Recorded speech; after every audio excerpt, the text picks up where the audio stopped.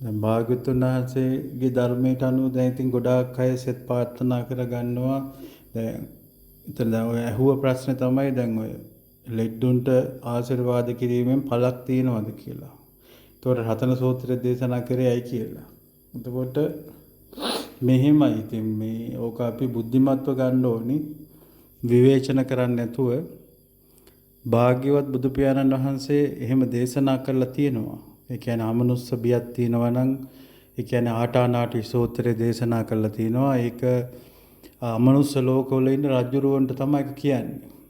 එතකොට අමනුස්ස ලෝකවල ඉන්න රජවරුන්ට කෑ ගහලා කියනවා ආටානාටි සූත්‍රයේ. මම තෙරුවන් සරණ ගියපු ශ්‍රාවකෙක්, මම බුදුන් සරණ ගියපු ශ්‍රාවකෙක්, මම දහම් සරණ ගිය ශ්‍රාවකෙක්, මං සංඝුන් සරණ ගියපු ශ්‍රාවකෙක්, මං ධර්මයේ තුල ජීවත් වෙන කෙනෙක්. මේ ඒ නිසා මට මේ ඒ කියන්නේ කුම්බණ්ඩෝවා කුම්බණ්ඩීවා කුම්බණ්ඩ පෝතකෝවා කුම්බණ්ඩ පෝතිකාවා කුම්බණ්ඩ මහා මත්තෝවා කුම්බණ්ඩ පාරිසජ්ජෝවා ඔය වගේ ඒ ලෝකවලත් ඉන්නවා. දැන් මනුස්ස ලෝකේ නෑදෑ පරපුර ඉන්නේ. රටක් ගත්තාම රාජ්‍ය ජනාධිපති අගමැති ළඟට മന്ത്രി ඇමතිලා ওই විදිහට ඒ ලෝකවලත් ඉන්නවා. එතකොට අපිට ඒ කියන්නේ මේකේ ඒ තෙරුවන් සරණ කියපු ශ්‍රාවකයා ඉඳගෙන ඉන්නකොට එයා ළඟ ඉඳගෙන ඉන්නවා. ඇවිදිනකොට එයාත් එක්කම ඇවිදිනවා. නිදාගද්ද එයා ගාව නිදා ගන්නවා. එතකොට මේ ඒ අයගේ ලොක්කට තමයි මේ කියන්නේ. එතකොට මේ එයාලට කියනවා මම මෙහෙම තෙරුවන් සරණ ගියපු ශ්‍රාවකෙක්, මට මෙන්න මේ කෙනා කරදර කරනවා. ඉතින් ඒ නිසා මට ආරක්ෂාව සලසා දෙන්න කියලා. ඕක දෙවිවරු බුදුරජාණන් වහන්සේ වැඩ ඉන්න කාලේ ඇවිල්ලා භාග්‍යවතුන් වහන්සේ ගාවට ආවා. ඔය යක්ෂ සේනාපතිවරු සේරම ආවා. දෙවිවරු ඇවිල්ලා දෙවියෝ තමයි කීවේ භාග්‍යවතුන් වහන්සේට මේක කීවේ. අනාගතේ මේ අපිට ආරක්ෂාව.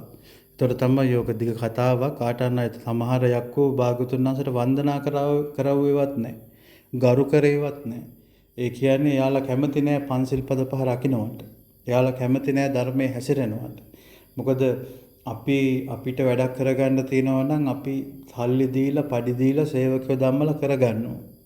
ඒ වගේ ඒ අමනුස්ස ලෝකවල අයට ඒ අයගේ ඕනෑපාකම් කරගන්න මේ දුසිල්ව පෞකාර විදිහට ඉන්න අධර්මවාදී මිත්‍යා දෘෂ්ටික හිතප්පපුවක් නැති ඒ අර පවටම බර වෙච්ච අය, ලේ තැවුරුණු අය එයාලා උපයෝගී කරගෙන අර අය පෝෂණය වෙනවා.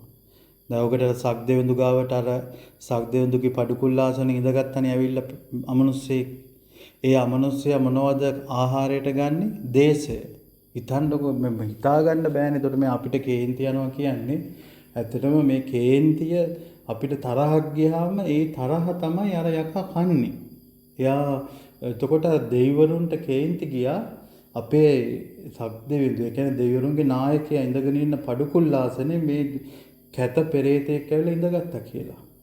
ඊට පස්සේ දේශසහගත වෙලා බයින්න අර කෙනා ලස්සන වෙන්න ගත්තා. ඇයි දැන් අපි ආහාර පාන බැලන්ස් කරගෙන හොඳට කනවා බොනවා නම්, හොඳට වතුර බොනවා නම්, නිතර නානවා නම්, වතුර බොනවා නම්, ආහාර පාලනයක් තියෙනවා නම්, ගුණදායී ආහාර ගන්නවා නම් ඇත්තටම අපිට ওই පිළිකා රෝග, ওই කිසි වකුගඩු රෝග ගොඩාක් දුරට අඩු වෙන්න පුළුවන්. මොකද හේතුව දැන් කන්නේ වසවිස.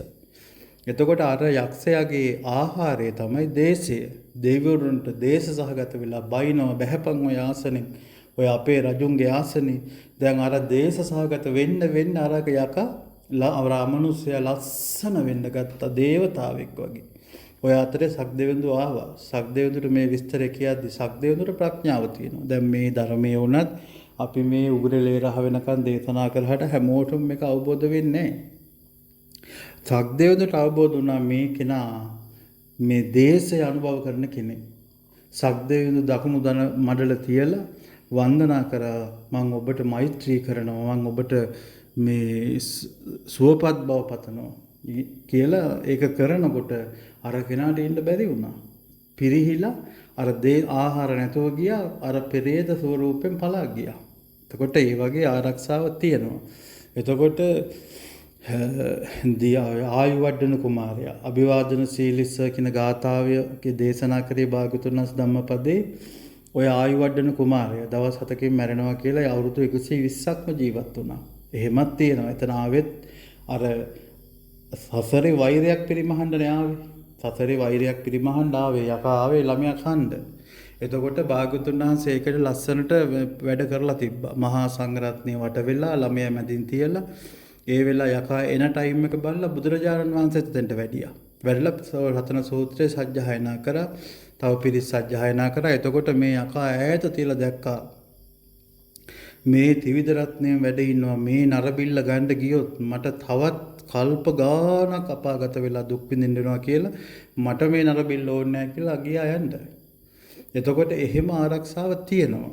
එතකොට දැන් අපි මේ සමාජයට එනකොට ඒ සමාජෙත් එක්ක දැන් එහෙම ආරක්ෂාවක් ගන්න පුළුවන් නම් දැන් අන්න අඟුලිමාල මහරහතන් වහන්සේ මේ දේ කරලා රටේ රජුරුවන්ගෙන් මැරුම් කන්න තමයි පාර හැදලා තිබුණේ. ඒකට තමයි ගුරුවරයා පාර හැදුවේ. ඒකට හේතුව තමයි අර අසත්පුරුෂය ශික්ෂයට එකතු වෙලා මෙයාගේ මේ ඉගෙනීමේ දක්ෂතාවයට ඉරිසියා කරලා ගුරුවරයා තුලින් ගුරුවරයාට ගිහිල්ලා කේලම් කියලා මේ කොටවල වෛරය ඇති කරා. බිරිඳත් එක්ක සම්බන්ධයක් තියෙනවා කියලා. ඊට පස්සේ ගුරුවරයාගේ හිතේ ඇති වුණ වෛරයට මම දෙන්නම් හොඳ වැඩක් කියලා තමයි අර ඇඟිලි 1000ක් කපාගෙන ගුරු පඬුරු ගේන්නේ. කිව්වේ ඉස්සර ගුරු පඬුරු වශයෙන් කහවණු ගිහින් පූජා කරන්නේ ගුරුවරයාට. දැන් අද රජයෙන් පඩි ගෙවනවනේ. ඒ රජයෙන් ගෙවන පඩියට අපි ඒ දරුවන්ගේ දෙමව්පිය බදු ගෙවනවා. එතකොට එහෙම ගුරුවරු තමයි දැන් ওই පුද්ගලික පන්ති දාගෙන ළමයින්ට උගන්වන්නේ. එතකොට අඟුලිමාල කියන ඒ කෙනා අහිංසක කෙනාව බේරගන්න භාගතුන් වහන්සේ වැඩියා. එතකොට එහෙම තියෙනවා. ඊළඟට අපිට සෙත් ප්‍රාර්ථනා කිරීමෙන් පින්කමක් කරලා ආශිර්වාද කිරීමෙන් අපිට ආශිර්වාදයක් ඒ කියන්නේ පින තුල පවතින කියන්නේ හිත කුසලයේ තුල පවතිනකොට ඒ කෙනා ධර්මානුකූල වෙන්න ඕනේ. පංච සීලේ නොකඩවාම ආරක්ෂා කරගන්න ඕනේ. නිත්‍ය සීලය පංච සීලය ගිහි අයට. එතකොට නිත්‍ය සීලය දිවි හිමිකොට ආරක්ෂා කරගන්න ඕනේ. ඊළඟට තමයි භාග්‍යවතුන් වහන්සේව දිවි හිමිකොට සරණ යන්න ඕනේ අවබෝධයෙන්. කවුරුත් කියන පළියට නෙවෙයි. ඒ කියන්නේ දිවි දෙවෙනි කොට. ඒ කියන්නේ දැන් මම භාග්‍යවතුන් වහන්සේ සරණ යනවා නම් කවුරු හෝ කෙනෙක් භාග්‍යවතුන් වහන්සේ සරණ යනවා නම් දිවි දෙවෙනි කොට තමන්ගේ ජීවිතේ ගියත් බුදුරජාණන් වහන්සේ අතාරින්නේ නැහැ. දැන් අද සමාජයේ මේ ඔය අල්ලස් කියලා කියන්නේ පගාව කියලා කියන්නේ පගාවට තමන්ගේ රැකියාව පාව දෙනවා. එතකොට එහෙම තමන්ගේ ජීවිතේ ගියත් අතහරින්නේ නැහැ. දැන් ඒකට උපමාවක් ගත්තොත් දෙව්දත්තරයන් වහන්සේ පොළොව පලාගෙන අරන් යනකොට බෙල්ල ගාවට එනකොට තමයි තේරුනේ. ඒ සුළු මොහොතේ ත්‍රිවිධ රත්නය හරියටම දිවි හිමිකොටම සරණ ගියා. ඔය දිවි හිමිකොට සරණ යනවා කියන එක දන්නේ නැත්නම් ඔය දෙව්දත්තරයන් වහන්සේගේ ඒ උපමාව ගන්නත් පුළුවන්. පසේ බුදු වෙලා පිරිනුවම් පානවා ඒ ඇති වෙච්ච සද්ධාවට. බලන්න. ඒතර අපි තුල තියෙන්න ඕනේ සද්ධාව. අපි භාග්‍යවතුන් වහන්සේ කෙරෙහි ධර්ම රත්නය කෙරෙහි සංඝ රත්නය කෙරෙහි කිසි විචිකිච්ඡාවක් නැතුව යථාර්ථයෙන් අවබෝධ කරගෙන බුද්ධ දර්ශනය හොඳට මේක දර්ශනයක් නේ ආගමක් යැදිල්ලක් නෙවෙයි. එතකොට මේ දර්ශනය හොඳට අවබෝධ කරගන්න ඕනේ. බුදු කෙනෙක් කියන්නේ කවුද? බුදු කෙනෙක් පහළ වුණේ ඇයි කියලා භාග්‍යවතුන් වහන්සේගේ ගුණ දැනගෙන ධර්ම රත්නයේ ගුණ දැනගෙන මහා සංඝ රත්නයේ ගුණ දැනගෙන මේ තෙරුවන් සරණ හරියට පිහිටපු කෙනා. ඒ කෙනා මේ දේවාල අස්සනකත් කේන්දර මේ පලාපල මේ දේවල් නැතුව දෙමව්පියෝ නිසා දරුවෝ නිසා ඥාතියෝ නිසා බිරිඳ නිසා සැමියා නිසා අම්මා තාත්තා නිසාවත් කවුරු නිසාවත් තමන්ගේ තෙරුවනටත් තමන් සරණ ගියපු උතුම් තිසරණයත් තමන් රකින්න පංචශීලයටත් තමන් දෙන දාණය තමන් කරන ගුණ ධර්ම මොනවා හරි තියෙනවා නම් ඒ දේවල් වලට හානියක් වෙනවා නම් ඒ කවුරු හරි නිසා එයා ඒක අතහරිනවා. අන්න බලන්න ඒ තමයි හරි සරණ යෑම. අතහරිනවා කියන වෛර කරන්න නෙවෙයි. ඒ අයට උදව්පදව් කරන්න ඕනලට උදව්පදව් කරලා පැත්තකට වෙනවා.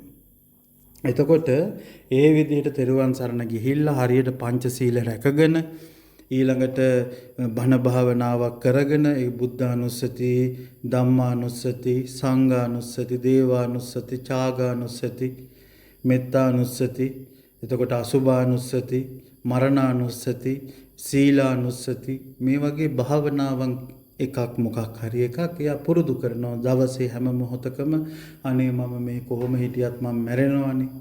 මගේ ජීවිතේ කොයි වෙලාවක මැරෙන්න හරි පුළුවන්. හොරහතුරෙක්ගේ හොරහතුරෙක් නිසා මැරෙන්න පුළුවන්. සංසාරේ වෛරක්කාරයෙක් ඇවිල්ලා මගේ ජීවිතේ නැති කරන්න පුළුවන්. සර්පේ දෂ්ට කළා මැරෙන්න පුළුවන්. පරිසරයේ මොනවා හරි විපර්යාසයක් වෙලා මැරෙන්න පුළුවන්. දේශගුණික විපර්යාසයක් වෙලා ශරීරයේ ආපෝ තේජෝ ධාතු මේ කුපිත වෙලා මරණයටපත් වෙන්න පුළුවන්. අමනුෂ්‍යයෙක්ගෙන් මැරෙන්න පුළුවන්. ඒ වගේ එයා දවසේ මරණානුස්සතිය සිහි කරනවා. නිතරම සිහි කරනවා. එහෙම නැත්නම් බුද්ධානුස්සති. ඔය භාවනාවන් එකක් අරගෙන එයා කමඨහනක් කරගෙන එයා මොන දේ කරත්, ගෙදර වැඩ කළත්, රස්සාව කරත්, ගමේ ගමනක් ගියත්, බස් එකේ හිටියත්, කොතන හිටියත් වැසිකිලි කැසිකිලි කරන දෙක ඇරෙන්න අනිත් හැම මොහොතකම පුළුවන් විදිහට මෙයා මේක වඩනවා. අන්න එහෙම අයට කරදරත් උපරිම එනවා. හැබැයි කොච්චර කරදර ආවත් ආරක්ෂාවක් තියෙනවා. එතකොට මේ ජීවිතේ අපි එක ඊළඟ කාරණේ තමයි අපි ගියාත්මේ පොල්ලක් අරගෙන සතෙක් ඉන්නවා. ඒ සතාට මං ගහනවා කියලා චේතනාව පහළ කරලා වටපිට බලලා ආයුධයක් මොකක් හරි අරගෙන දඩු මුගුරක් අරගෙන මම මේ සතාට ගහනවා කියලා චේතනාව පහළ කළා ගහද්දි කකුල කැඩෙනවා. එක්ක අතක් කැඩෙනවා. එක්ක කොන්ද කැඩෙනවා. එක්ක මරණයටපත් වෙනවා. එහෙනම් ඒ කෙනාට දැන් ඒ කර්මය මේ ජීවිතේට ඇවිල්ලා තියෙනවා. එතකොට එයාට මේ ජීවිතේ අහම්බෙන් නොහිතන මොහොතක කකුල කැඩෙනවා. නොහිතන මොහොතක අත කැඩෙනවා. නොහිතන මොහොතක කොන්ද කැඩෙනවා. නොහිතන මොහොතක මරණයටපත් වෙනවා. හේතුව මොකද්ද? ගිය ආත්මේ චේතනාව පහළ කරලා කය ක්‍රියාත්මක වෙලා කරපු ප්‍රාණඝාතයේ විපාකය. එතකොට අපි කියමුකෝ මරණයටපත් වෙන එකක් නෙවෙයි අතපය කැඩෙන එකක් කියලා. එහෙම නැත්නම් තමන්ගේ පෞල් ජීවිතයේ සුණු විසුණු වෙලා යන එකක් කියලා. එහෙම නැත්නම් තමන්ගේ ළඟින්ම ඉන්න කෙනෙක්ගේ අතපය කැඩෙන එකක් කියලා. මේ ඔක්කොටම හේතුව තමයි තමන් අර ගිය ආත්මය අර කරපු කර්මය. ඒකට සීවලි මහරහතන් වහන්සේගේ උපමාව ගන්නකොට අපිට තේරෙනවා. ඒක ආත්මික සීවලි මහරහතන් වහන්සේ රජ කෙනෙක් වෙලා හිටියා. ඒ රජතුමාගේ අම්මා තමයි සීවලි මහරහතන් වහන්සේගේ මේ ජීවිතේ අම්මා. එතකොට රටක් අල්ලන්න ගිහිල්ලා මේ රජු පුතාට මේ රට අල්ලන්න විදිහක් නැහැ. දන්නේ නැහැ. එයාට තේරෙන්නේ නැහැ. අම්මා තමයි උපදෙස් දුන්නේ. ඔහොම කරලා හරියන්නේ නැහැ පුතේ. ඔය රට අල්ලන්න නම් ඔබ මෙන්න මේ විදිහට කරපන්. ඔය රටේ දොරටු හතර වහලා තමන්ගේ ආරක්ෂකයෝ දාලා යුද සෙබළු දාලා ඒ රටේ කිසි කෙනෙකුට එළියට එන්න බැරි වෙන්න හිර කරන්න කිව්වා. එහෙම කරා. ඊට පස්සේ රටවැසියන්ට කන්න බොන්න නැති වුණා. රජුත් මරාගෙන දොරවල් අරගෙන එළියට ආවා. එතකොට මේ රජුරෝ ගිහලා රට අල්ලගත්තා. ඒක දැන් ඒ රටේ දැන් ඉතින් හරි සතුටුයි. දැන් ජයපැන් බොන්න ඇති, අම්මා සතුටු වෙන්න ඇති, පුතා සතුටු වෙන්න ඇති. හැබැයි උපෝපං ආත්මවල බලන්නර සත්වයන්ට කරපු දේ ඇවිල්ලා මේ අන්තිම ජීවිතේ ඒ කියන්නේ සීවලි මහරහතන් වහන්සේ කියන්නේ පත්‍ය ලාභයන් අතර අගතැන්පත් වෙච්ච කෙනා. එතකොට කිසිම දවසක සිව්පසයෙන් අඩුවක් වෙන්න එපා කියලා අර මටත් මේ තනතුර ලැබේවා කියලා අර බුදු කෙනෙක් ගාව අර කිරිපැණි පූජා කරලා ඒ විවරණ ගත්ත කෙනා. එතකොට මේ ගෞතම බුද්ධ ශාසනයේ කවදාවත් ආහාර පාන සිව්පසයෙන් අඩුවක් නැහැ. භාග්‍යවතුන් වහන්සේත් වඩිනකොට අහනවා සීවලි මේ ගමනට වඩිනවද කියලා. එහෙම උතුමන් වහන්සේ අවුරුදු 7යි මාස 7යි දවස් 7ක් මව් කුස තුල වැඩුණේ හිර වෙලා.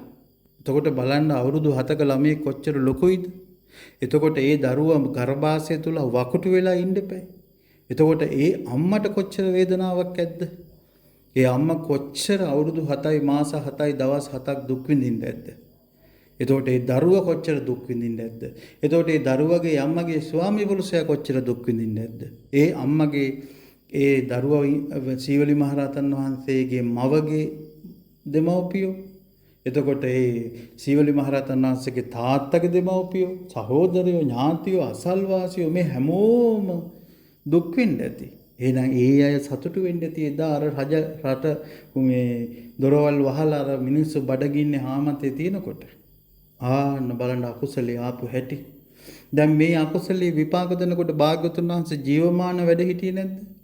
ධර්මරත්නේ ජීවමාන නැද්ද? මහා සංඝරත්නේ ජීවමාන නැද්ද? උතුම් මහරහතන් වහන්සේලා ජීවමාන නැද්ද?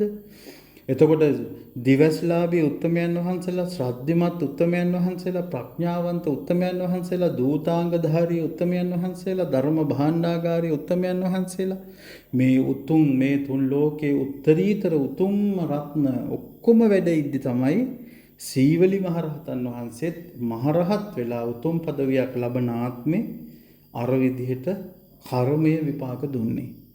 එතකොට මේ කර්මයක් මේ චේතනාහම් භික්කවේ කම්මං වදාමි. තමන් චේතනාවක් පහළ කරනවද ඒ කර්මයයි. එහෙම එතකොට බලන්න ඔය උපමා තුලින් අපිට තේරෙනවා මේ ජීවිතේ අපිට මේ එක පාරට එන කරදර කොච්චර හොඳ කරත් මිනිස්සු අපිට දොස් නගන්න බලාගෙන ඉන්නවනම්, අපිට දුක් පීඩා දෙනවනම්, අපේ මනස විකෘති කරනවනම් මේ සසරේ කර්ම. භාග්‍යවතුන් වහන්සේ දා විඩෝබ කුමාරයා එනකොට ඒ විඩෝබ කුමාරයා අර පළවෙනි පාර තමන්ගේ ඥාතියෝ මරන්න එද්දී කොළ හැලිච්ච වියලි කියන්නේ කාස්ටක අවුවේ කොළ හැලිච්ච ගහක් යට මගේ භාග්‍යවතුන් වහන්සේ වැඩ ඉන්නවා. විඩෝබ කුමාරයා දැකලා ඇවිල්ලා ස්වාමීනි මොකද මේ කියලා ඇහුවා. මට සාක්‍යයන්ගෙන් හමාගෙන එන සුළඟ පවා මං හරි කැමතියි කිව්වා. දෙවෙනි පාරත් ආවා. දෙවෙනි පාර එනකොට විඩෝබ කුමාරයා එන ඒ අදටත් තියෙනවා මේ මතු පාරේ මතු වෙච්ච ගල්. ඒ අස්ව කරත් වලට එන්න බැරි වෙන්න ගල් මතු කරා. තුන්වෙනි පාර බලනකොට සංසාරේ එකතු වෙලා කරපු කර්මය අතහැරියා. එතකොට ඒ වගේ අපි සසරේ කරගත්ත කර්ම අපිට විපාක දෙන්න ඕනේනේ. දැන් අඟුලිමාල මහරහතන් වහන්සේ නම් කර්මසේ කරගත්තා. ඒ කියන්නේ අහෝසි කර්ම. කර්ම පරිසන්දන ක්‍රම තියෙනවා. මේ දිට්ඨ ධම්ම වේදනීම මිනිස්සුන්ට පරිසන්දන කර්ම තියෙනවා. මේ ඉන්නව හොඳට මේ සැප සම්පත් වලින් ආඩ්‍ය වෙලා මේ රජවරු වගේ ඉන්නවා. බල්ලෝ වගේ මැරෙනවා. එතකොට මේ හොඳට ශක්තිමත්ව ඉන්නවා. ඊළඟ දවසේ අංග විකල වෙනවා. බලන්න දිට්ඨ ධම්ම වේදනිත් කර්ම එනවා. මේ ජීවිතේම එනවා. තමයි යම් කර්මයක් කරා නම් දිට්ඨ ධම්ම වේදනී එනවා. ඊළඟට තමන් මරණයට පත් වෙනකොටම ඊළඟ ආත්මේ කර්ම එනවා. ඊළඟට සංසාරේ කවදා හෝ එනවා. ඊළඟට තමයි අහෝසි කර්ම. අහෝසි කර්ම ගන්නකොට අඟුලිමාල මහරහතන් වහන්සේ ඒ අර අසත්පුරුෂ අය නිසා මිනිස්සු කී දෙනෙක් මරන්නද? පළවෙනි ඇඟිල්ල කපාගත්ත මිනිස්සයා මරලා ඒ ඇඟිල්ල බෙන එකට දැම්මා. ඒක කුණු වුණා. ඒ කුණු ගඳට සත්තු ඇවිල්ලා කෑවා. ඔහොම ඇඟිලි කීයක් නැති වුණාද? අවසානයේ මෙයාගේ මනස විකෘති වෙන්න ගත්තා. මොකද්ද මේ කර්මේ මට නිදහස් වෙන්න නැද්ද මේකෙන් කියලා. ඇයි ඇඟිලි අවසානයේ බැරිම තැන කපන ඇඟිල්ල වැලක මෙයා කරලා මාලයක් විදිහට කරේ දාගත්තා. බේර ගන්න බැරි නිසා. ඒකයි අඟුලිමාල කිව්වේ ඇඟිලි මාලේ. අවසාන ඇඟිල්ල. එතකොට ඒ කෙනා බලන්න එච්චර අපරාධ කරපුවා. එතකොට මේ ධර්මය අහන අපි එච්චර මනුස්ස ගාතන මේ ජීවිතේ කරලා නැහැ කියලා නම් විශ්වාසයි. නමුත් සංසාරේ ඊට වැඩිය කරලා ඇති. එතකොට ආන්න බලන්න මේ උත්තමයන් වහන්සේ භාග්‍යවතුන් වහන්සේ බේරගත්තා. මහරහතන් වහන්සේ කෙනෙක් වෙලා පොඩ්ඩක් මෙලව පරිසන්දීලා අහෝසි කර්ම බවට පත් වුණා. සත්වයේ පුද්ගලයෙක් නැති වුණා. මේ සිත එතකොට ඔතනදී මිනිස්සුන්ට තේරුම් ගන්න බැයි නම් දැන් මම මෙතන මේ බණ අහනවා කියලා මම ඉන්නවා. එතකොට මම මේ gedara ඉන්නේ. එතකොට gedara උපාදානය කරගෙන ඉන්නේ. ගෙදරින් බැහැරට ගමනක් යනවා. අපි කියමුකෝ ටවුමට යනවා. එතකොට මෙයා උපාදානය කරගන්නේ ටවුම. ගෙදර උපාදානය අතහැරලා ටවුම උපාදානය කරගෙන ටවුම දකින්න කම්ම යනවා. ඊට පස්සේ ටවුම උපාදානය කරගෙන කඩවල් ගානේ ඇවිදවිද බඩු ගන්නවා. ඊට පස්සේ ආපහු ඒ උපාදානය අතහැරලා ගෙදර උපාදානය කරගෙන එනවා. එතකොට අපේ සිතුවිලි කොතනක හරි අපේ සිත උපාදානය කියන්නේ බැසගෙන තියෙන්නේ. ඒතර අපි මේ ගෙදරක ජීවත් වෙනකොට ඒ කෙනා නිතරම මේ ගෙට ආසවිලා ඉන්නවා. ඒකනේ භාගතුන් වහන්සේ භික්ෂුන් වහන්සේලාට දේශනා කරේ ඒකචාරිකම් භික්කවේ බහුජන හිතාය බහුජන සුඛාය කියලා. එක මගක එක නමක් යන්න කිව්වා. බොහෝ ජනයාගේ හිතසුව පිණිස යහපත පිණිස. කුටි සෙනසුන් වලට ඇලුම් කරන්න එපා. ගැරන්ඩියේ කුඹහකට රිංගනවා. මේ පැත්තෙන් රිංගලා ඒ ගැරන්ඩිය හුඹහ ඇතුලේ ගොදුරක් නැත්තම් තව පැත්තක ගුලකින් එළියට යනවා. එහෙම කුටි ඇතුළට යන්න කියලා තියෙන භික්ෂුන් වහන්සේට ගැරන්ඩියෙක් හුඹහට රිංගනවා වගේ. ගැරන්ඩියා හුඹහට රිංගන්නේ එක්ක බයට එහෙම නැත්නම් ඒ හුඹහ ඇතුලේ මොනවා හරි ගොදුරක් ඇති කියලා. ඒව නැත්තම් ඒ කෙනා අනිත් ගුලකින් එළියට යනවා. ආන් ඒ වගේ කුටි සෙනසුන් වලට ප්‍රේම කරන්න එපා කෝ ඇලෙන්න එපා කෝ මයි කුටිය ලස්සනයි සැප සම්පත් තියෙනවා මගේ ආරණ්‍ය ලස්සනයි කියලා ඇලෙන්න එපා කිව්වා. චීවරයට ඇලෙන්න එපා කෝ ඒකයි මිනි ඔතපුචි රෙදි කෑලි දරුවෝ හම්බ වෙච්ච ඒ වෙලාවේ තියෙන ඒ අපිරිසුදු රෙදි කෑලි. එතකොට මේ වගේ අර අපිරිසිදු එතකොට රජවරු යුද්ධයක් දිනලා අතහැරලා දාලන කොඩි ඒ වගේ රෙදි කෑලි අරන් මහලා ඉන්නේ කුඹුරේ නියර විදිහට මහලා ඒක පොරව ගන්න කිව්වේ. මොකද ඒකට ඇලෙන්නේ නැහැ හිත. අපිරියාවයිනේ. පෝ මේකේ මල කඳක් කුණු වෙලා තිබ්බ රෙද්දක් මේක. ලේ තැවරිලා තිබ්බ රෙද්දක් කියලා පිළිකුල ඒ කියන්නේ පිළිකුලෙන් කියලා චීවරයට ගැටෙනව නෙවෙයි. ඒකට ආසාවක් නැහැ. දාන ටික ගන්න කිව්වේ තමන්ගේ පින්නපාත ගන්න කිව්වේ තමන්ට මේ නිවන් දැක ගන්න. මේ දවස ගෙවා ගන්න. මේ ශරීරය පවත්ව ගන්න. සබ්බේ සත්ත ආහාරට්ඨිතික සියලු සත්වයෝ යැපෙන්නේ ආහාරයෙන්. මේ ශරීරය යැපෙන්නේ ආහාරයෙන්. ශරීරය ආරක්ෂා කරගත්තොත් මට ගුණධර්ම දියුණු කරගන්න පුළුවන් කියලා තමයි භාග්‍යවතුන් වහන්සේ දේශනා කරේ මේ සිව්පසය මෙහිමයි. එතකොට මේ ඔක්කොම මේ කර්මත් එක්කනේ වෙන්නේ. එතකොට මේ ජීවිතේ අපි බෝධින් වහන්සේලා ගාවට ගිහිල්ලා මහා සෑයට ගිහිල්ලා දලදා වහන්සේ වැඩ ඉන්න තැනට ගිහිල්ලා බෝධින් වහන්සේලා ගාවට නොයෙක් ආකාරයෙන් කියන ඔය එක එක මිත්‍යා දෘෂ්ටිකයි කියන විදිහට අරක කරන්න මේක කරන්න ඔය කෝක කළා. තමන්ගේ ආත්ම සත්වයක් මරුවා නම් තමන්ටත් මැරෙන්න වෙනවා. සත්වයකට හිංසා කරා නම් තමන්ටත් පානාතිපාතා ශික්ෂාපදේ කියන එකේ දෙපැත්තක් තියෙනවා. ඔක්කොම හිතන්නේ සත්තු මරන්න නැතුව හිටියහම ඇති කියලා. නෑ සත්තු මරන්නත් බෑ. සත්තුන්ට හිංසා කරන්නත් බෑ. දැන් අද කාලේ සත්තු වඳ කරනවා. ඒ පිරිමි සතත් වඳ කරනවා, ගෑනු සතත් වඳ කරනවා. ඊට පස්සේ ඒ දන්වැල් දාලා බඳිනවා, කූඩු වලට දාලා ඉබ්බු දානවා, හිර කරනවා, ගෙවල් ඇතුළේ දාලා දොරවල් වහනවා. ඒක සත්ව හිංසාව. සත්තු ඝාතනය කරනවා කියන්නේ ඒ සතාට ගහලා මරණ එක. මරන්නේ නැහැ, නොමරා මරනවා. මරණ එකට වැඩිය පව් රැස් වෙනවා, නොමරා මරනවා. අර ගෑනු සතාටත් දරු සෙනෙහස ඕනේනේ. තිරිසන් ලෝකවල බලන්නකො දරුවෝ හම්බුනා මේ අම්මලා මැණිකක් වගේ උණහපුළුවට උණහපුළු පැටිය මැණිකක්. නමුත් හරි කැතයිනේ. එහෙනම් තිරිසන්ගත ලෝකෙටත් දරුවෝ ඕනේ. ඒ මව් සෙනෙහස තියෙනවා. දැන් බලන්නකො සුනක ගෑනු සතෙක් පැටව ගහලා ඒ සතා ළඟින්වත් කෙනෙකුට යන්න දෙන්නේ නැහනේ. බුරනවා, හපන්න යනවා. දරුවෝ අරයි යන්න හදයි කියලා. ඒකට හැමෝටම මේ ආසාව තියෙනවා. එතකොට ඒ ගර්භණීය තත්ත්වයේ තියෙන ගෑනු සතෙක් වඳ කරනවා කියන්නේ. එතකොට කොච්චර අපරාධයක්ද? උපදින ආත්මික දරුවෝ නැහැ. එතකොට ඒ සම්බන්ධ වෙන්න දොස්තර කොච්චර පව් කරගන්නවද? එක සතෙක් වඳ කරන්න රුපියල් 3000යි 4000යි. ඒ ජීවිතේ එයාලා ලක්ෂ ගණන් කෝටි ගණන් හම්බ කරයි. එයාගේ දරු මල්ලොත්ටත් ඒ වගේ කණ්ඩ දෙයි. හොඳ සුපෝභෝගී නිවෙස් හදයි. වාහන ගයි. රටේ ලොකු තනතුරු ලැබෙයි. හැබැයි මේ ජීවිතේ විතරයි. මරණින් පසු ඒ කෙනා පුදුමාකාර දුකක් විඳින්න හතර අපායේ. එතකොට අපි මේ පෝසියක් හෝ බැල්ලියක් හෝ වඳ කරනවා නම් පැටව හම්බෙනවා කියලා. ඒ ගෙවල් වල ඉන්න මිනිස්සුන්ට ඒකට ඒ කියන්නේ පොඩි හරි වචනකින් හරි උදව්වක් කරා නම් ඒ කෙනා පවා ඒ පාපයට ගොදුරු වෙනවා. බලන්න මේ කර්මය සැකසෙන හැටි. ඉතින් මේ ජීවිතේ දරුවෝ නැහැ කියලා දේවාලස රිංග මිත්‍යා දෘෂ්ටි ඒ කියන්නේ අපේ ශාස්ත්‍රඥ වහන්සේ විශ්වාස නැහැ. බුදුරජාණන් වහන්සේ විශ්වාස නැහැ. ධර්මයේ විශ්වාස නැහැ. අපිට සංඝයා විශ්වාස නැහැ.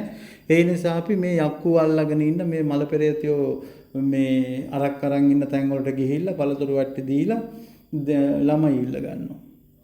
ඉතින් බෝධින් වහන්සේ ගාවට ගිහිල්ලා පෑන් වක් කරනවා, රතු මල් පූජා කරනවා, නිල් මල් පූජා කරනවා, පිරිකර පූජා කරනවා, දවස් 7ක් බෝධි පූජා තියෙනවා. ඔය කෝක කරත් තමන් සංසාරේ අර විදිහ අකුසලයක් කරලා තියෙනවා නම් එදා එහෙනම් අර බෝධිරාජ කුමාරයාටත් භාග්‍යතුන් වහන්සේ දරුවෝ දෙන්න එපා. පාවඩින් වඩින්න එපා. භාග්‍යතුන් වහන්සේගේ එරිදි බලයෙන් දෙන්න තිබ්බනේ. බැහැ. කර්මය තමයි මේ ලෝකේ බලවතා. ඒක කවුරුත් කරන එකක් නෙවෙයි. තමන් මෝහයටපත් වෙලා තමන්ගේ හිතින් හිතලා කරන කර්මය තමා පසුපස එනවා ගුණා පසුපස එන කරත්තරෝදය වගේ. කඩ ඇනේ කැඩිලා කරත්තරෝදේ ගැලවුණොත් විතරයි ගුණාට නිදහසක් හම්බෙන්නේ තප්පරයකට හරි. හැබැයි අර අයිතිකාරය ආපහු කඩ ඇනේක් දාලා කරත්තරෝදේ හැදුවොත් ආයෙත් අර ගුණාට අර බර අදින්න වෙනවා. ඒ වගේ ඔබ මේ ජීවිතේ කරගත්ත කර්ම මේ සංසාරේ කරගත්ත කර්ම මදිවට තව මේ ජීවිතේ කර්ම රැස් කරනවා නම් මේ අවුරුදු 60 ජීවත් වෙන්න ඇස පිනවන්න කන පිනවන්න දිව පිනවන්න නාසය පිනවන්න ශරීරය පිනවන්න මනස පිනවන්න අර කරත් බැඳගත්ත ගුණා වගේ තමයි. ඒ නිසා කර්මය තමයි මේ බලවතා. මේ ලෝකේ කොහෙ ගත්තත් දැන් අද කාලේ බලන්නකො මේ වෙන දේවලුත් එක්ක නීතිය පවා වල් වැදිලානේ. හැම තැනකම අසාධාරණ. දැන් අපි හොඳ කරන්න අපිට බයිනවා, පීඩාව දෙනවා, ගැටෙනවා, වැරැද්දමයි පෙන්වන්නේ. එතකොට කිසි තැනක සාධාරණයක් නැහැ. දැන් ස්වාමී පුරුෂයෙකුට බිරිඳක් හොඳට අප උපස්ථාන කරගෙන ඉන්නවා. කියන දේ අහගෙන පතිවතාව රැකගෙන හොඳට ඉන්නවා. බැනුම්මයි එන්නේ. ඒ මොකද මේ සමාජයේ කොතනකින්වත් සාධාරණයක් ඉෂ්ට වෙන්නේ නැහැ. මේ ලෝකයේ බුදුරජාණන් දේශනා කරා අසාධාරණ ලෝකේ සාධාරණයක් හොයන්න යන්න එපා. නුඹ ලෝකෙට සාධාරණයක් කරන්න නුඹ සාධාරණ පුරුෂයෙක් වෙන්න කිව්වා. එතකොට අපි මොන දේ කරත් අපි කොහොම මේ මොන පැතුම් පැතුවත් අපිම හිතලා කරගත්ත පාපය අපි පිටිපස්සෙන් ඇවිල්ලා අපිට විපාක දෙනවා. එතකොට අපි කොච්චර ආශිර්වාද ලැබුවත් අපිට ඒ ජීවිතයේ ත්‍රිවිධ රත්නේ දැන් මේ ජීවිතේ හරියට ත්‍රිවිධ රත්නේ සරණ ගිහිල්ලා අර මුලින් කිව්වා වගේ ධර්මයේ හැසිරෙනවා නම් සීල් රකින්නවා නම් මන භාවනා කරනවා නම් මේ කරගන්න කර්ම සේරම පිටිපස්සෙන් එකතු වෙනවා ඊළඟට පරිසම් දෙන්න. එතකොට අපි සතුටු වෙන්න පුළුවන්. මේ ජීවිතේ අපිට යම් දුකක් දෙන්නේ එක ආකාරයේ දුක් වෙනවා. පෞල් ජීවිතේ, අඹසම ජීවිතේ, අධ්‍යාපන ජීවිතේ, රැකිරක්ෂා ජීවිතේ, මහලු ජීවිතේ, තරුණ ජීවිතේ, ළමා ජීවිතේ මේ වගේ අපේ තියෙනවනේ පහු කරගෙන යන මේ දේවල් ගණනාවක්. කියන්නේ ළමයා තරුණ වෙනවා, තරුණයා මහලු වෙනවා. එතකොට මේ කාලපරාසය තුල ඉපදිච්ච දවසේ ඉඳලා මරණ තුරාවටම අපිට මේ ගියාත්මි කරපු හොඳයි නරකයි දෙක එකට කවලමේ පරිසම් දෙනවා.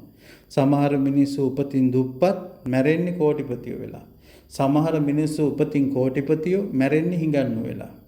එතකොට මේ දෙකම කර්මය පිනයි පවයි තමයි. එතකොට එහෙම ලෝකෙක මේ අසාධාරණ ලෝකේ අපිට සාධාරණයක් හොයන්න බෑ. මේ පිනපව පරිසම් දෙන ලෝකේ අපිට මේ යාඥා කරලා දේවාල අතරින්ගලා නැකතට කසාද බැඳලා නැකතට ගෙවල් හදලා නැකතට කෑම කාලා නැකතට ලිපගිනි මොලවලා නැකතට ඇඳුම් ඇඳලා ඔය කිසි දෙයකින් බෑ අපේ සංසාරේ කරගත්ත කර්මය නැති කරන්න. එහෙමනම් අපිට මේ ජීවිතේ පුළුවන් අපේ අපිට ලැබෙන දුක තේරුම් අරගෙන මට මෙහෙම උනේ මේක නිසා. අපි ධර්මයේ හොඳට අහනවනේ මේ දේශනාව හොඳට අහනකොට අපිට තේරෙනවා මට මේ දේ උනේ මේ දේ නිසා. මට මෙහෙම කර්ම විඳින්න උනේ. ඒක අර තව නැත්තම් මෙහෙම අර නුඹනාඩ නුඹට ඕව හොඳ පාඩම් මේ සංසාරේ එනවට කියලා. එහෙමවත් හිතලා මේ සංසාරේ මම ඉපදී එන නිසානේ මේ කර්ම විඳින්න තියෙන්නේ. හොඳ කරගත්තොත් සැප විපාක නරක කරගත්තොත් දුක් විපාක. හැබැයි මේ දෙක පාලනය කරගන්න බෑ. පින් කරන්න ගියාම තණ්හාවෙන් පින් කරනවා අනිත් අයත් අභිවා ගිහිල්ලා රණ්ඩු වෙලා දේශය ඇති කරගෙන පින් කරනවා. තව සමහරු ඉවක් බිවක් නැතුව පව් කරනවා. එහෙනම් මේ ඔක්කොම නිසා තමයි හේතුවක් නිසා ඵලය හටගන්නේ. හේතුව තමයි පිනපව. ඵලය තමයි ඉපදීම. විඳවීම. එහෙනම් අපි ඔක්කොමල කරන්නේ බෝධින් වහන්සේ ගාවට ගිහිල්ලත් ඵලේ නැති කරලා දෙන්න කියලා තමයි කියන්නේ. මහා සංඝරත්නය ගාවට ගිහිල්ලත් පිරිත් නූල් බැඳගෙන අනේ මට මේ ඵලේ නැති කරලා දෙන්න. භාග්‍යවතුන් වහන්සේ ගාවට ගිහිල්ලත් ඉල්ලන්නේ අනේ ස්වාමීනි මට මේ ඵලය නැති කරන්න. නමුත් භාග්‍යවතුන් වහන්සේ ධර්ම දේශනා කරන්නේ ලෝතර බුදු කෙනෙක් පහළ වෙන්නේ ඵලයට උදව් කරන්න නෙවෙයි හේතුව නසන්න. හේතුව නසන්න. බුද්ධ ශාසනයේ තියෙන හේතුව විනාශ කරන්න. මරණය මරන්න තියෙන්නේ. මරණය මැරුවොත් ඉපදෙන්නේ නැහැ. ඉපදීම මැරුවොත් ඉපදෙනවා. එතකොට එහෙනම් බුද්ධ ශාසනය කියන්නේ හේතුඵල ධම දර්ශනයක්. එහෙනම් හේතුව තමයි ඔබ මේ ජීවිතේ පරුස වචන කියනවා, බොරු කියනවා, කේලම් කියනවා, හිස් වචන කතා කරනවා. ඔන්න හේතුව. ඊළඟට ඔබ මේ ජීවිතේ සත්තු මරනවා, සතුන්ට හිංසා කරනවා, සතුන්ගේ අයිතිවාසිකම් උල්ලංඝනය කරනවා. දැන් මානව අයිතිවාසිකම් කියලා මිනිස්සු මේ යනවා නඩු දාගෙන අපි මානව අයිතිවාසිකම් කියලා අපිට අපේ ජීවිතේ මෙහෙම චරිත ඝාතනය කළා, අපිට මෙහෙම බොරුවට මෙහෙම චෝදනා කළා. ඒ නිසා අපිට රුපියල් කෝටියක් ඕනේ වන්දි වශයෙන් කියා මේ මානව හිමිකම් වලට යනවා. එතකොට අර දරුවෝ ලැබෙන්න ඉන්න තිරිසන් සත්තු කාගාවටද යන්නේ? මානව හිමිකම් කෝ එයාලට. එහෙනම් අර තමන් සත්ව හිංසාව කරනවා නම්, සතුන්ට කරදර කරනවා නම්, දරුවෝ හම්බෙන්න ඉන්න ඒ සුනක ඒ කාන්තාව තිරිසන් ලෝකේ කාන්තා සත්තු ඔපරේෂන් කරලා වඳභාවයට පත් කරනවා නම්, බල්ලෝ ඔපරේෂන් කරලා වඳභාවයට පත් කරනවා නම් ඒ කරුම. එතකොට සත්තු ඝාතනය, සත්ව හිංසාව. ඊළඟට තමන්ට නොදුන්න දෙයක් සොරකම් කිරීම, අල්ලස් ගැනීම, එතකොට කූට වෙළඳාම් කිරීම, මේ දේවල් ඔක්කොම අයිති වෙනවා. එතකොට හොරකම් කරනවා, හොරකම් කරන්න අනිත් අයත් පොළඹවනවා. වැරදි කාම සේවන යෙදෙනවා, අනිත් අයටත් ඒකේ ಗುಣ කියනවා. එතකොට මත්පැන් මත්ද්‍රව්‍ය පාවිච්චි කරනවා. මෙන්න මේ දේවල් තමයි හේතු. එතකොට මේ හේතුව නසන්න නැතුව ඊට පස්සේ ඔන්න එහෙම කර හිටපු කෙනෙක් මේ ජීවිතේ දැන් ඉපදිලා ඉන්නවා අංග විකර වෙලා. හැංගිලා කරපු පව් ලෝකයක් ඉදිරියේ පරිසම්දෙනකොට ගිහිල්ලා බුදු පිළිම ගාවට ගිහිල්ලා ඉඳගෙන කෑ ගහනවා ඵලේ නැති කරලා දෙන්න ස්වාමීනි භාගතුම්. එහෙම ගෞරවයෙන් කියන්නේ බුදුහාඳුරනේ මගේ මේ ඵලේ නැති කරන්න, මේ ඵලේ නැති කරලා දෙන්න. ඵලේ කියන්නේ අර කරපු හේතුව. Taman සත්තු මරපු හතෙක් මැරුවනම් ඒක හේතුව. ඒකේ ඵලේ තමයි ඊළඟ ආත්මය අඩු වයසින් මැරෙන එක. නිරෝගීකම නැති එක. එතකොට මෙන්න මෙහෙම අපි තේරුම් අරගෙන මේ යද යදා යාඥා කර කර පළතුරු වට්ටි පූජා කර කර තිසරණයත් කඩාගෙන දැන් සිල්පදයක් කැඩුනොත් නම් හොයන්න පුළුවන්. මගේ අතින් මේ සිල්පදේ කැඩුණා, බොරුවක් කියවුණා කියලා බුදු විහාරයකට කොතනකට හරි ගිහිල්ලා ඒක පාපොච්චාරණය කරලා ආපහු සිල් සමාදන් වෙන්න පුළුවන්. ඊට පස්සේ එයා ඒක තේරුම් අරන් රකින්න. හැබැයි කාටවත් පේන්නේ තිසරණේ කැඩෙනවා. තිසරණේ කැඩෙනවා හොයන්න බෑ. ඒ නිසා මේ තිසරණේ කඩාගෙන මිත්‍යා දෘෂ්ටික වෙලා ලැබිච්ච ඊටාම දුර්ලභ මනුස්ස ජීවිතේ අපරාධ සතර අපායට ආපහු තල්ලු කරගන්නවා. හේතුව හදනවා, ඵලය ලබනවා. ඉතින් ඒ නිසා අපි මේකදී මම මේ දේශනේ මූලිකාංගය උනේ මේ ආශිර්වාද ලබා ගැනීම. ඒක කරන එක හොඳයි.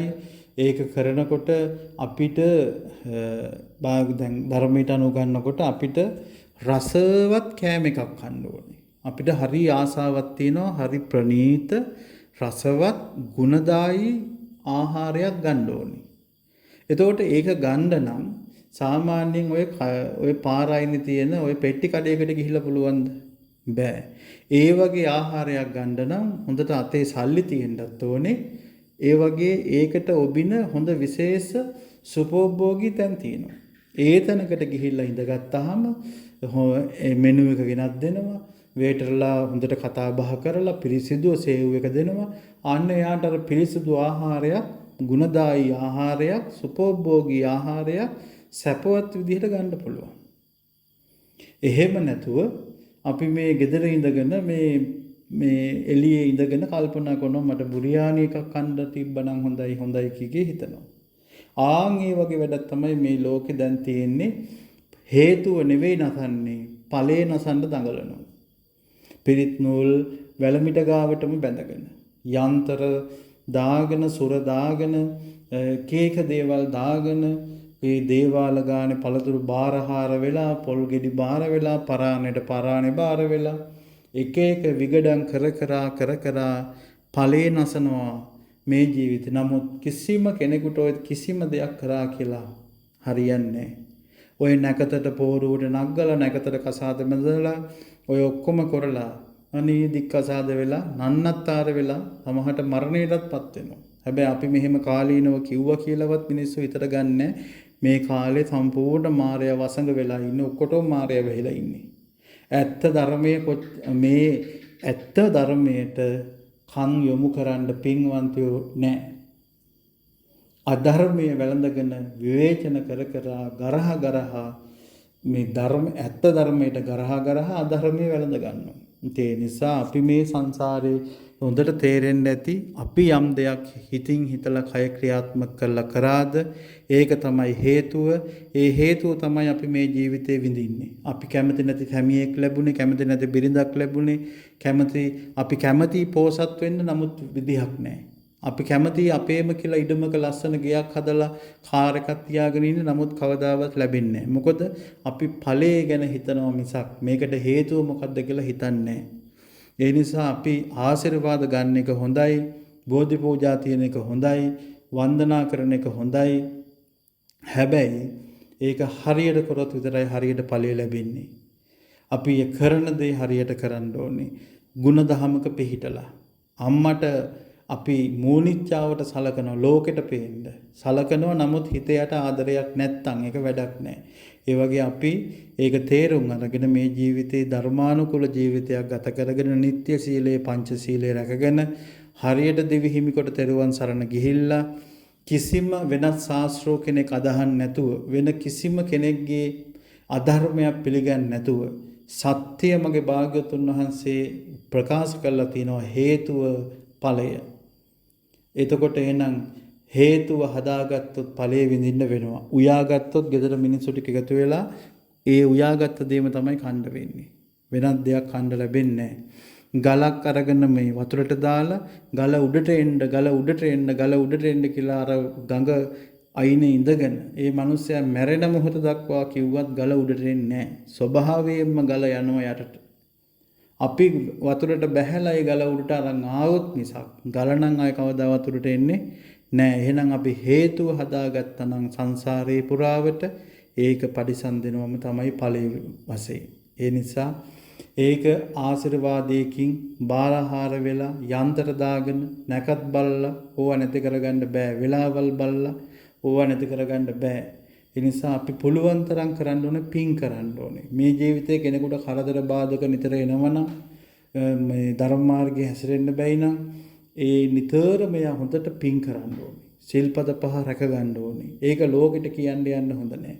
සිහි බුද්ධියෙන් නිහතමානීව නිහඬව පුළුවන් තරම් හරියට තෙරුවන් සරණ ගිහිල්ලා ධර්මයේ හැසිරෙන ගමන් සීලය අධිෂ්ඨාන කරගෙන හොඳට රැකගෙන තමන් එහෙම කරගෙන යනකොට අකුසල් විපාක පරිසන්දන එක පොඩ්ඩක් හරි සේ වෙනවා. ඒ ඇරෙන්න අපි මේ කරන මල කෝලම් වලින් කවදාව සැනසීමක් ලැබෙන්නේ හේතුඵල ධම බුද්ධ ශාසනය කියන්නේ ඒ වගේම තමයි මේක දර්ශනයක්. බලන්නකෝ දැන් මේ දර්ශනය ගැන ගත්තත් කෙනෙක් සංසාරේ වැරදි කාම සේවනයේ යෙදෙනවා හැංගිලා. රූම් එකකට ගිහිලා සැඟවිලා දෙන්නෙක් වැරදි කාම සේවනයේ යෙදෙනවා. ඒ දෙන්න ඒ අකුසලයේ විපාකය මේ ලෝකයක් ඉදිරියේ විපාක දෙනවා. දැන් සුනකාත්මය ගත්තොත් බලන්නකො ලෝකයක් ඉදිරියේ මේ විපාක දෙන්නේ. ඔය වැරදි කාම සේවනය කරපු අය, මත්පැන් මත්ද්‍රව්‍ය බීපු අය හොඳට සතුටු වෙවි ගෙවල් වලට හොරෙන් බීලා ඇවිල්ලා ඉන්නවා බිව්වේ නැහැ වගේ. අම්මා අපි බොන්නේ කියනවා. නමුත් එයාලා මත්පැන් මත්ද්‍රව්‍ය පාවිච්චි කරනවා. හැබැයි එයාලා කර්මයේ බලන්න මේ ජීවිතේ අපි මේ මනුස්ස ලෝකේ මන්ද බුද්ධික අය පිස්සෝ.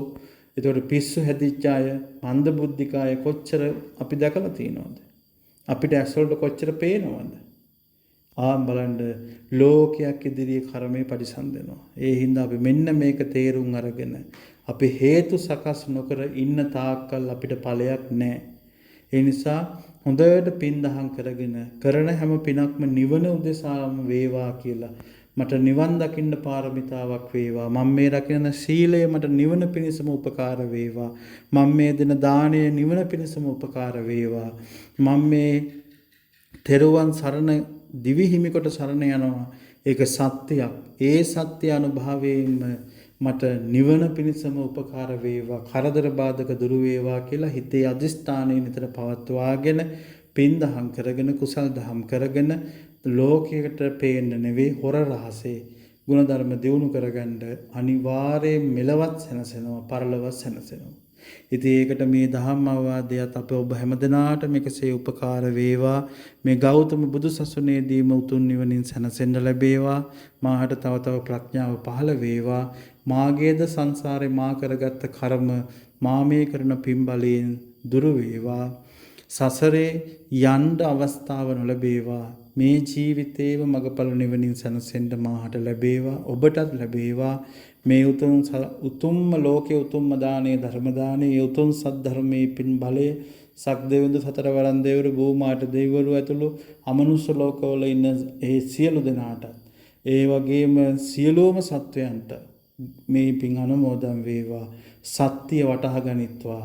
හේතුව නැසලා ඵලයක් නැසලා උතුම් නිවනින් සැනසෙන්න හැමෝටම වාසනාව ලැබේවා කියලා ආශිර්වාද කරනවා.